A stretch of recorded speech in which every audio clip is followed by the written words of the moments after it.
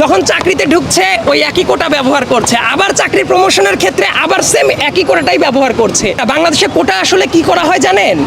কোটাটা কেউ একবার ইউজ করে না, মাল্টিপল টাইম ইউজ করার যে পলিসি, এই কোটা থাকবে কি থাকবে না এটা অ্যাবসলিউটলি স্টেট পলিসি। 72 সালের রিক্রুটমেন্ট পলিসি যে জায়গায় কোটা চালু করা হয়েছিল, এর একটা জায়গাতেও কি নাতিপুতির কোটার কথা উল্লেখ করা ছিল? কোনো চাকরিতেই, সেটা প্রথম এবং দ্বিতীয় শ্রেণী না, প্রত্যেকটা লেভেলের চাকরিতে 5%-এর বেশি কোটা থাকা পুরোপুরি অযৌক্তিক। গুরুত্বপূর্ণ যে ব্যাপারটা দেখুন না, বাংলাদেশের একটা কথা যারা রিড করেছিল, আমি জানি না যে তারা আসলে কখনো সংবিধানটা পড়ে দেখেছে কিনা, তারা বলছে যে বাংলাদেশের সংবিধানের 150 নম্বর যে অনুচ্ছেদটা আছে তার কারণে তাদের এই দাবিটা legitimate. My first question is that বাংলাদেশের সংবিধানের 150 নম্বর অনুচ্ছেদ কেউ যদি পড়ে তাহলে তারা দেখতে পারবে এটার পুরো প্যাটার্নটা হলো অস্থায়ী নোশনে আছে। আপনারা খুলে দেখতে পারেন, যে কাউকে আমি চ্যালেঞ্জ করলাম। এবং 150 নম্বর যে অনুচ্ছেদ, এটার নোশনটা কি ছিল? আমাদের সংবিধান কার্যকারিতা লাভ করে কবে? 1972 সালের 16ই ডিসেম্বর। আর এই যে আমাদের একটা ইন্টারিম রিক্রুটমেন্ট পলিসি রুল যেটা করা হয়েছিল, সেটা করা হয়েছিল 1972 সালের সেপ্টেম্বর মাসে। তার মানে আমাদের যে প্রথম সংবিধান যেটা ছিল তারও কয়েক মাস আগে ইন্টারিম রিক্রুটমেন্ট রুলটা করা হয়। ওই যে 150তম অনুচ্ছেদ এই জন্য আনা হয়েছিল যাতে করে ওই সেপ্টেম্বর মাসের যে রুল যেটা, এটা তো মূলত কার্যকর হয়েছে 1973 সালে প্রথম নিয়োগ হয়, যাতে এইটাকে নিয়ে কেউ আদালতে প্রশ্নবিদ্ধ না করতে পারে। তো পুরো ব্যাপারটাই করা হয়েছিল কি ইন্টারিম রুল আকারে। ইন্টারিম শব্দের মিনিং কি?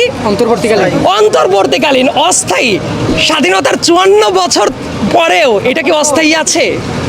মানে একটা দেশ 50 বছর অতিক্রম করে 54তম বছরে পড়ছে, এখনো কি সেই অস্থায়ী বেসিসে সেটা চলা উচিত?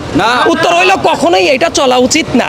এবং কোটার যে ব্যাপারটা আমি সবসময় বলার চেষ্টা করছি, এই কোটা তো টেকেন ফর গ্র্যান্টেড না। কেউ এইটা বলতে পারবে না আমার কোটাটা প্রাপ্য অধিকার, সংবিধানে এটা কোথাও বলা নাই। তাহলে যারা এই যে আন্দোলনটা করছে তারা তো আসলে সংবিধান কোনোদিন পড়েই দেখে নাই। আর এই যে কোটা থাকবে কি থাকবে না, সবাই বলছে এটা আদালতের সিদ্ধান্ত। মহামান্য আদালতের প্রতি আমার পূর্ণ সম্মান আছে।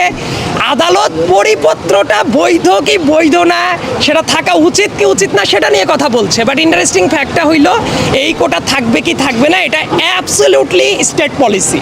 আর স্টেট পলিসিটা কে ফর্মুলেট করে? রাষ্ট্র, সরকার। সরকার যদি আজই বলে পার্লামেন্টে একটা আইন প্রণয়ন করে যে কোটা ঠিক আছে 5% কোটা থাকবে এবং এর বেশি কখনো কোটা থাকবে না, এটা আদালত হস্তক্ষেপ করতে পারবে না। কারণ আপনারা যারা সাংবিধানিক আইন সম্পর্কে কারো যদি ধারণা থাকে, আপনারা দেখতেই পারবেন সংবিধানের ব্যাপারটাই হলো যেটা স্টেট পলিসির ম্যাটার, এটা সরকার নিজস্ব গতিতে ফর্মুলেট করে, এই ব্যাপারে কোর্ট হস্তক্ষেপ করে না। আর কোটার যে ব্যাপারটা, বাংলাদেশে কোটা আসলে কি করা হয় জানেন? কোটাটা কেউ একবার ইউজ করে না, মাল্টিপল টাইম ইউজ করার যে পলিসি। মানে একটা বৈষম্য কতবার ইউজ করে? একটা শিক্ষার্থী যখন বিশ্ববিদ্যালয়ে ভর্তি হয় দেখবেন একটা কোটা ইউজ করেছে, ওই একই ব্যক্তি যখন চাকরিতে ঢুকছে ওই একই কোটা ব্যবহার করছে, আবার চাকরি প্রমোশনের ক্ষেত্রে আবার সেম একই কোটাটাই ব্যবহার করছে। আমাদের সংবিধানের নোশন কি ছিল? যারা অনগ্রসর গোষ্ঠী তারা কোটা পেতে পারে। তো একজন ব্যক্তি যখন বিশ্ববিদ্যালয়ে চান্স পেয়ে গেল কোটা দিয়ে, সে কি আর অনগ্রসর আছে? তো একই ব্যক্তি বারবার করে কিভাবে সুবিধা পায়? আর আমাদের ওই 72 সালের রিক্রুটমেন্ট পলিসি যে জায়গায় কোটা চালু করা হয়েছিল, এর একটা জায়গাতেও কি নাতিপুতির কোটার কথা উল্লেখ করা ছিল?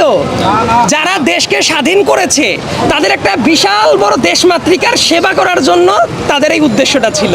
তো আমরা আসলে কি করছি? একজন মুক্তিযোদ্ধাকে দেখাইতে পারবেন যারা বলছে আমরা মুক্তিযুদ্ধ করেছি যাতে আমাদের নাতিপুতিরা কোটা পায়? সম্ভবত এটা কোথাও কোনো মুক্তিযোদ্ধার দ্বারা এটা বলা সম্ভব না।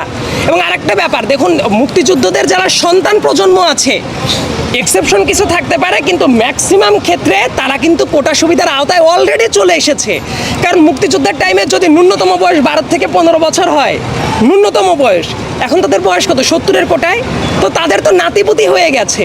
বর্তমানে এই যে কোটা ফিরিয়ে আনার যে টেন্ডেন্সি যেটা ছিল, এটা কিন্তু মূলত সন্তানদের জন্য না, এটা মূলত নাতিপুতিদের টার্গেট করেই এই প্ল্যানটা করা হচ্ছিল। তো আমার কথা, আমার নানা যদি মুক্তিযোদ্ধা হয় তাতে আমার অবদান কি দেশের জন্য? মহামান্য হাইকোর্টের পর এবং অ্যাপিলেট ডিভিশনের পর পূর্ণ রেসপেক্ট রেখে আমি আমার ব্যক্তিগত অভিমত প্রকাশ করছি। এটা আমার কোনো প্রাতিষ্ঠানিক কোনো মন্তব্য